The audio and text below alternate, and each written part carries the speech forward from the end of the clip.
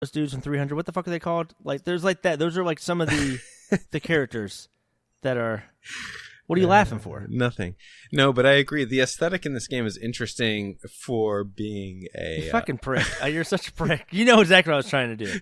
Anybody not catching on, and the listeners, I was trying to get him to say fucking Spartan. You don't have to explain it. Well, because it's a new thing we're doing. That's why I said that. There's actually no Spartan-looking fucking guy. You said it. No, I didn't. It's in relation to the thing. Actually, you said it twice. You said it twice. No. We're not doing it like that. Okay, take a step fucking back. Anyway, you're playing as different characters, and some of the characters that you play as, from what I saw, you could be the actual murderer, but you're playing as them to try to find out more of the backstory. It looks cool. Right. I don't know. I might give it a try. Yeah, that's what I was going to get at. For the aesthetic style and like the setting of this game, it's interesting that it's a murder mystery, because most murder mysteries are like in present day or like, I don't know, within the last 50 years or something, and this is like a fantasy setting. So that's actually kind of cool. Oh, I'm glad I can get you fucking, interest, your appetite. That's not a word I'm fucking... God damn it. I don't know what I'm saying half the time. There was like about a 30-second time when I was describing that game, and I was like, man, I really just sound like I know what the fuck I'm talking about. And then it just goes right downhill to me not knowing what the fuck I'm saying. Yeah. No, it was fine. You did great. You're doing good. Thank you. You're doing great, son. Thank you. You want to talk about Darius Burst? I know you haven't played it, but describe it, because I had no idea what the fuck you're talking about. Yes. This game came out like years ago anyway, but you just discovered it? Yeah, I guess it came out in 2009. I didn't know that I thought it was new because when I was a kid back in the 90s, on the Super NES, there was a game called Darius Twin, which I loved as a kid. And also, as a kid, I played a lot of that style of game, which is like that kind of, it's like a side view or a top-down view of like a spaceship, and you're shooting, and you're always getting pelted with like hundreds of bullets at the same time. Like if you ever played Einhander, what else is like that? Aegis Wing, Toe Jam and Earl? Toe Jam and Earl's not that style. Okay. Anyway, there are a bunch. And I like Toe Jam and Earl though. I don't, because we already talked about this. It didn't make sense to me ever as a kid, and I don't know. Well, you don't understand. You don't like Toe Jam and Earl? No, I don't. So, Darius Burst is in a way a sequel to Darius Twin, except also, unbeknownst to me, there are multiple Darius games from. Well, they're just like very similar to Toe Jam and Earl. There's different Toe Jam and Earl games, right? And from the 80s until now, there have been enough of them that now that I know, I'm gonna actually try to go back and find some of these, keep my eyes out for them. Are they on Steam, maybe? They do not appear to be on Steam, but this version is, and it looks good. Darius Twin's just a solid game in that style. Let me explain to some of the things we try to do. We never really discussed this, but some of the things we try to do with our podcast, Fred, I think, is let people know about the games that maybe aren't talked about so often. We definitely put a lot of focus in our podcast on some games that are more indie games that maybe are not just covered by the mainstream internets, if you will. Yeah. What do you think about that? Is that a fair assumption? I would say so. And in fact, I was listening to a podcast the other day, and they tried to reference Murphy's Law, and no one on the panel could remember the name of the game, which was really weird to me. But there were four people who... Wow, you're trying to say you're more of a fucking elitist then. No, that's not what I'm saying. But like, how could... Like, I don't know, maybe, they have a lot going on. They probably see 100 games a day, Yeah. But I see 100 penises a day. Yeah. What? You don't work in an office. Did you say, don't I work in an office? Is that what you just said? Yeah. I didn't say they're bare. How do you see... okay. There weren't nude penises. What are they then? I don't know. There's always a penis behind every... male. What am I fucking saying? What are we doing? What are you doing? I have no idea. Okay, so it's fine. Let's talk about Vaesen. Is that what you call it? Okay. We're just gonna leave that all hanging out there. Oh, literally. On. Yeah. But no, it's not hanging out because I said they're behind closed. Yeah. Ugh. Let's go to We'll cut that part out. No, we're leaving that now. Okay. Okay, so Vaesen. Yeah. I think I'm saying this right. I have no idea.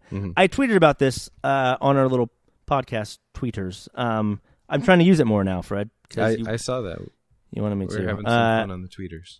There was a really cool GIF that came out over the weekend of this game. And from my understanding, I went back and all the Reddit posts from Mincy, I forgot the guy. It's one of the 3 developers from the studio. The studio is called Dimfrost. They're the developers of this game.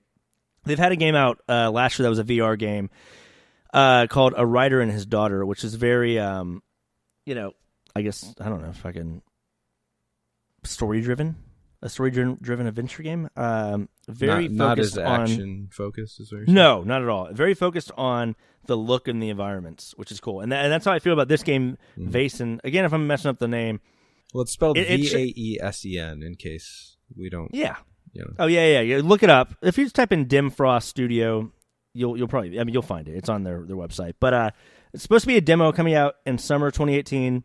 And the thing is, what it showed was like a gnome, like a Norse mythology, kind of like old school little midget gnome, like a walking lawn over gnome. some. Yeah, but they didn't start as fucking lawn gnomes. Lawn gnomes were based off Norse mythology. Right, it's like a garden gnome. Sorry.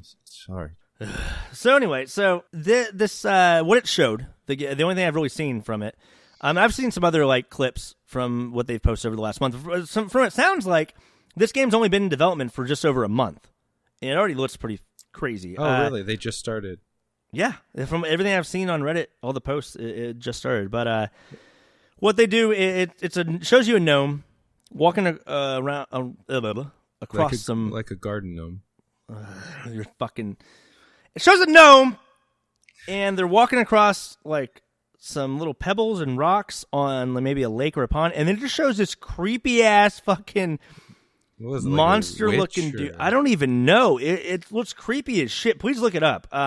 And it's trying to, I guess, grab you with its hands, and you're having to like get away from it. Yeah, it like emerges from the water, and then it starts like trying to kind of grab you. And then it submerges back in the water. It's creepy, right? And then it drops back in the water. It reminds me of Little Nightmares, because I could see that, but a different tone as far as like the environment. I mean, they're both pretty gritty, but yeah, definitely. I mean, yeah, this one looks a little prettier, I guess, but with some definite gritty characters, possibly. I have no idea. The only thing I've seen is a couple of clips with no audio either. Well, it says there will be a demo in the summer, so hopefully in the next 2 months or so we'll get our hands on it. Yeah, I mean, I just wanted to mention that real quick because it was one of the most interesting kind of art styles I've seen in a while with games. Moving on, you had mentioned to me that BioShock 4 was possibly being worked on. Well, there's word on the street that there's a secret project going on that's a sequel to BioShock. Whether it's 4 or we might be seeing some sort of new BioShock soon. I know that. So how do we think about that? I think that would be great. I think it's been long enough, wouldn't you say? I mean, it's been, 5 years since it came out? Yeah, 5 years. Mm-hmm. Here's my thing. It's not the same.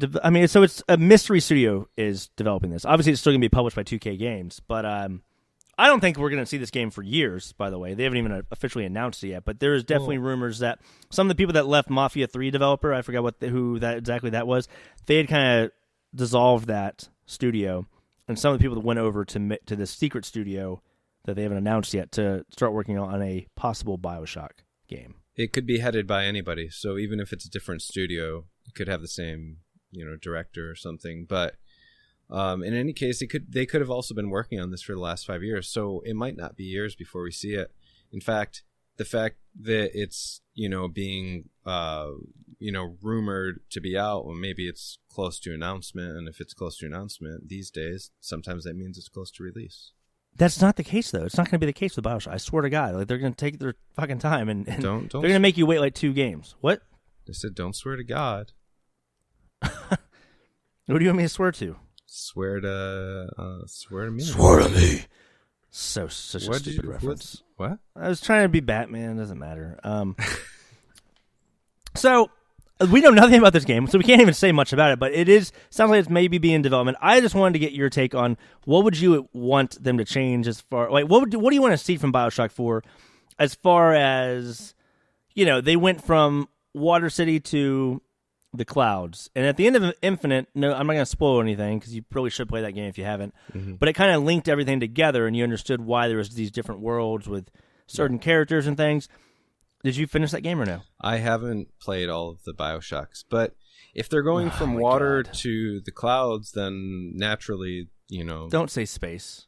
No, I'm not. Don't fucking say space. I wasn't going to say space. I was going to say maybe they're playing with the elements there. Maybe we'll see something based on fire or I see what you're saying. Or ice or something. So because you're thinking maybe they went like water and then to wind. Maybe. I was actually thinking maybe like a city within a cave, like a city not in the water underground, but like I'm saying this, I don't even know. Well, that would make sense. I mean, in terms of like Earth, then. Yeah, there you go. And then how would you have a city in hell after that? Maybe. Or like in like an area that has lots of volcanoes. Things are on fire naturally that way. You're on fire naturally. Maybe. Boom! I don't know what the fuck I'm saying. Like Sweet Tooth is on fire. That's a great game, is Twisted Metal. Which, by the way, Twisted Metal might transition into our next topic. That's right, if we're going on the list, it's not going to. God of War. I was going to say God of War, because, it was made by the guy that... Okay, so let's real quick talk about Valve purchasing Campo Santo Studios. That was a Firewatch developer. Mm-hmm. There we go, Fire, from fucking Twisted Metal to Firewatch. Right. Did you ever play Firewatch? I have not, but I know what it is, and I played that game in one sitting.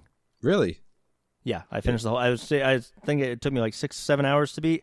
Wow. I literally just sat there and just played. It was a great game. The audio, the acting, like the dialogue was just great. It felt very immersed in the game. Uh-huh. Essentially, you start off as a guy that is just put at this station, and you're supposed to watch in these giant, tall building, I don't know, like wooden fucking forts, essentially. Like Watchtower, basically. And yeah, there you go. There's Ryan being a fucking idiot per usual.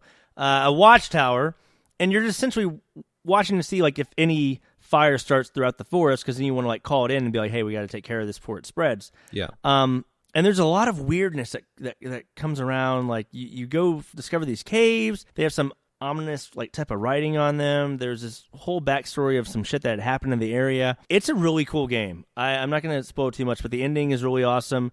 You kind of don't really know what's real and what isn't at times, but then it kind of all resolves in the end. This is me playing it like two years ago when it came out, but it stuck with me. From I might have to try that. I didn't realize that it was a game that could be beaten in one sitting. That makes sense. Yeah, and it's not like there's not I don't think any combat really in it. It's just really more of a walk around. You do different things. You have to go find different items, pick them up, do other things. Yeah. It's great. So I liked everything about Firewatch. The fact that Valve purchased that studio makes me very excited to see what they do next. Mm-hmm. What do you think? I'm excited too. I have to play the game. I think you kind of sold me on it. Also, boom! Look at that shit. I'm selling you on motherfucking games. Well, speaking of selling each other on games, you ended up picking up Night in the Woods. What do you think about that? Yes, I did. I was playing it today on my lunch break. Actually, I'll probably play it tomorrow on my lunch break. Yeah. I like the fact that it kind of reminds me of I think I told you this, Scott Pilgrim. Yeah. Elements Scott Pilgrim like versus it's very Scott Pilgrim versus the World style of like I don't know modern conversations between young adults. Like relevant. Well, exactly. I guess depending on your age, but yeah. There's not really much audio in the game. No. So it's all just like dialogue that you're reading.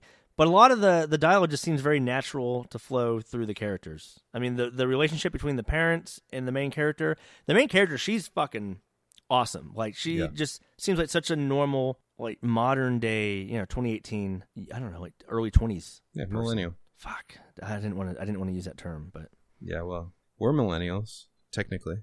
Technically, we are. So we can say it's good so far. I'm about to, I think, go to a party in the woods. I don't know if that's where the name comes from, but that's where I'm at. Yeah, I'm a little past that. But yeah. Okay. So we're playing a little game together. That's cute. It.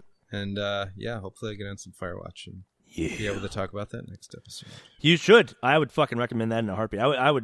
I want to go back and play it. I have it on PS4, so that's a great fucking game. Well, here's a good transition. It might be hard for me to put some time into Firewatch because I'm trying to beat